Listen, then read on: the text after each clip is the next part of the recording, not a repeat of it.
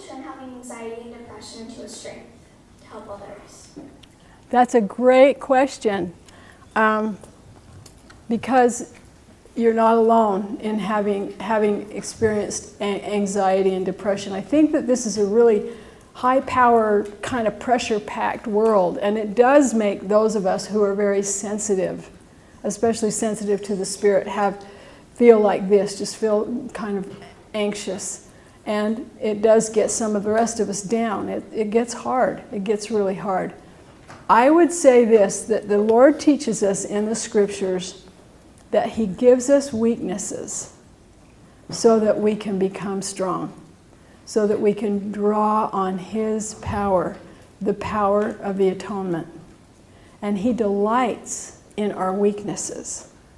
And even in the Scriptures, it says, I can do all things through Christ who strengtheneth me. And so I would say how you deal with feelings of anxiety and depression are to go to the Savior, go to the source, read your Scriptures. And if it doesn't get better, then tell your parents and go to the doctor. Because it's a weakness, but it can also be a sickness. And we are so blessed to be living in a world today where we have modern medicine that can help us and heal us. But I'd go to the Savior. I wouldn't just rely on that. I'd go to the Savior, because He has borne our weaknesses, our sorrows, our anxieties, our depression. He did that when He died for us. And He understands you better than anybody else. And He will bless you. Remember that, okay? So I know for sure the Lord gives me answers to my prayers. Like, I know it for sure. But I can never really recognize when He gives them to me. How do I recognize it?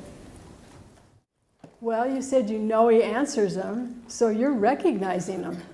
You're recognizing the answers. I guess you're wondering how you feel it, or, yeah, practice. Just practice. You'll come to know, and it takes a while, you'll come to know His voice.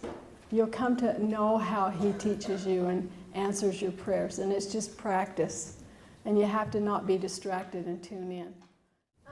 If you want to spread the gospel and you're scared of, you have a fear of public speaking, how can you make that a strength? Same thing. I think it's practice. Just practice. And can I say this? If you have a fear of public speaking, just pray for strength to do it. But I can tell you this, that you're preaching the gospel every day just by your smile and the light in your eyes, and you don't even have to use words.